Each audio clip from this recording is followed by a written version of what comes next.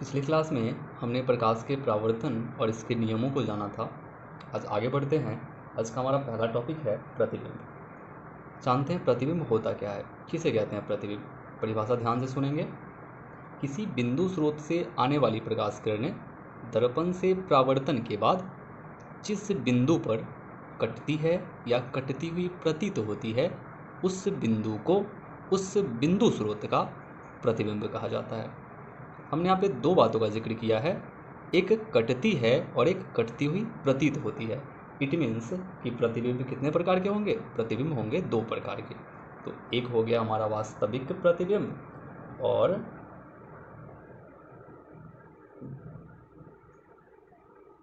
दूसरा काल्पनिक प्रतिबिंब। अब वास्तविक प्रतिबिंब किसे कहते हैं, तो जो वास्तव में कटती है। कहने का मतलब किसी बिंदु स्रोत से आने वाली प्रकाश किरणें दर्पण से परावर्तन के बाद जिस बिंदु पर वास्तव में मिलती है उसे वास्तविक प्रतिबिंब कहा जाता है। और काल्पनिक प्रतिबिंब तो किसी बिंदु स्रोत से आने वाली प्रकाश किरणें दर्पण से परावर्तन के बाद जिस बिंदु पर मिलती हुई प्रतीत होती है उसे काल्पनिक प्रतिबिंब कहा जाता है। जब हम फॉर्मेशन ऑफ इमेज पढ़ेंगे आगे, तब हम इसके बारे में विशेष जानेंगे। अगला टॉपिक है हमारा दर्पण। दर्पण किसे कहते हैं, वह चिकना और चमकीला सतह जो प्रकाश का नियमित परावर्तन करता हो और जिसका एक सरफेस होता है वो सिल्वर्ड हो, दर्पण कहलाता है। दर्पण के टाइप्स के बारे में जानते हैं। तो सबसे पहला टाइप्स आता है समतल दर्पण। समतल दर्पण किसे कहते हैं, वैसा दर्पण जिसका परावर्तक सतह समतल हो, समतल दर्पण कहलाता है। समतल दर्पण को तो आप देखे होंगे, हम सबके घरों में समतल दर्पण यूज करते हैं हम सब अपने घरों में, जिसका उपयोग हम सब अपना फेस देखने के लिए करते हैं। ये देखिए, ये समतल दर्पण है जिसका एक सरफेस हमने रंग दिया है।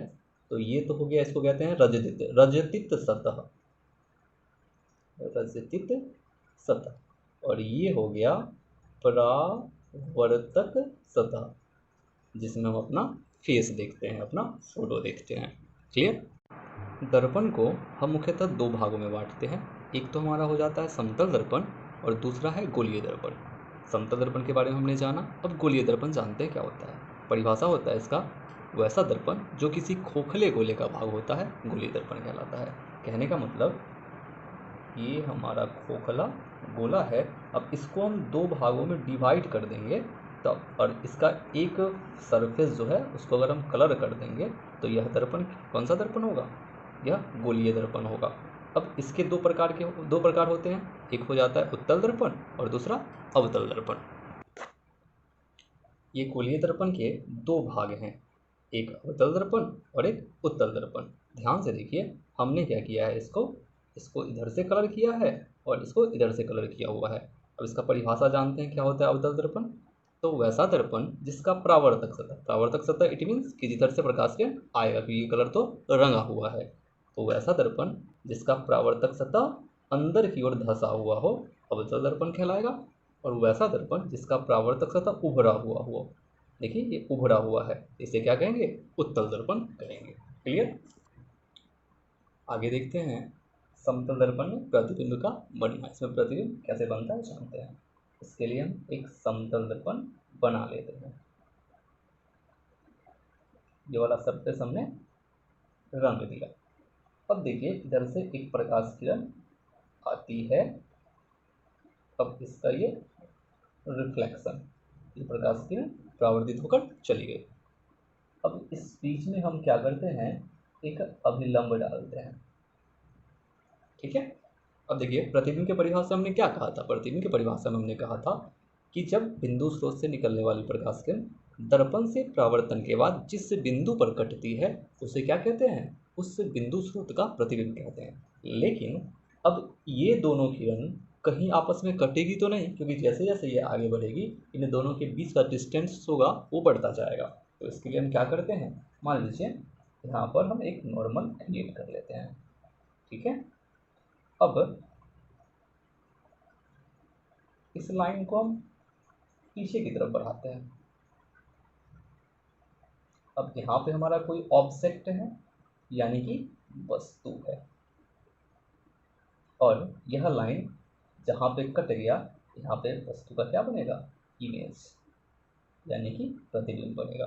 अब समतल दर्पण में आप देखिए कि जैसे ही दर्पण के पीछे प्रतिबिंब बने तो उसे हम कहते हैं आभासी प्रतिबिंब, यानी कि कहने का मतलब समतल दर्पण किसी वस्तु का हमेशा आभासी प्रतिबिंब बनाएगा। अब इसमें बने प्रतिबिंब का जो आकार होगा यह वस्तु के आकार के बराबर होगा।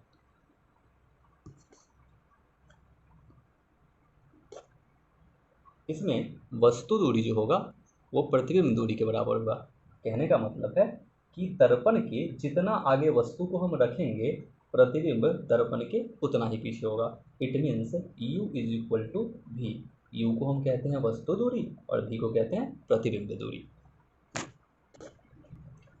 एक और चीज, इसमें बना जो प्रतिबिंब होता है वो पार्श्विक रूप से उल्टा होता है। अब आप कहेंगे ये पार्श्विक किस क्रिया का नाम है, तो पार्श्विक होने का मतलब होता है कि जब आप मिरर के सामने खड़े होते हैं तो आप देखेंगे क्या कि आपके राइट साइड का जो इमेज होता है वो लेफ्ट में बनता है और लेफ्ट वाला जो इमेज होता है वो आपको राइट दिखाएगा मिरर में। तो यह घटना कहलाता है पार्श्विक परिवर्तन या पार्श्विक उल्टा, यानी कि समतल दर्पण किसी वस्तु का पार्श्विक उल्टा प्रतिबिंब दिखाता है। तो क्या क्या विशेषता हो गई समतल दर्पण बने प्रतिबिंब की?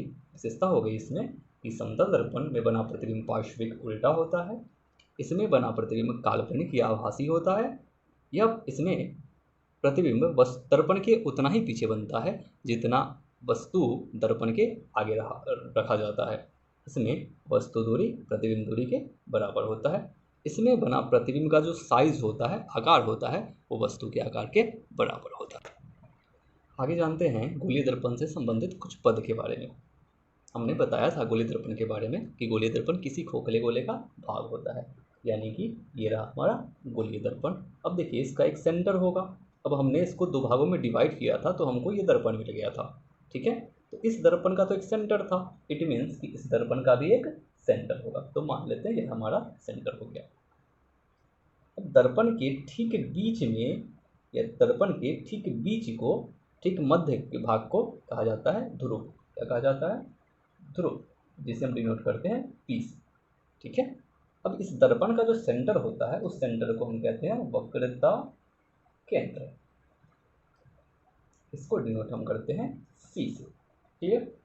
अब देखिए इस C और P को हम मिला देंगे तो एक अक्ष बन जाता है। इस अक्ष को कहा जाता है मुख्य अक्ष या इसे प्रधान अक्ष भी कहा जाता है।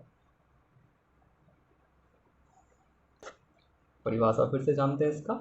दर्पण के मध्य भाग को ध्रुव कहा जाता है जिसे P से सूचित किया जाता है।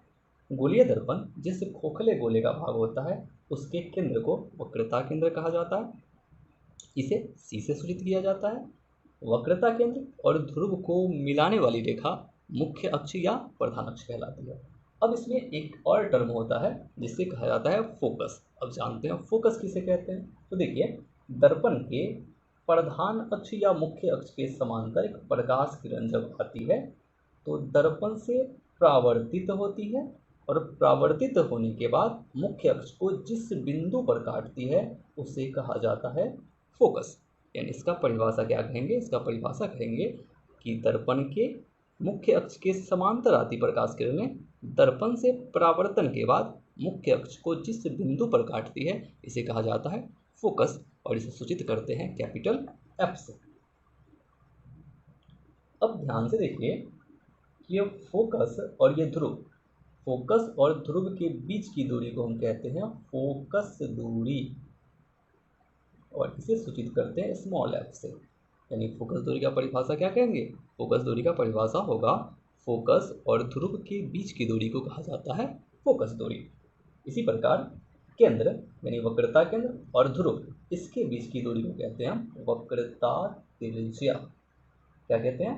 वक्रता त्रिज्या और इसे सूचित करते हैं कैपिटल R से।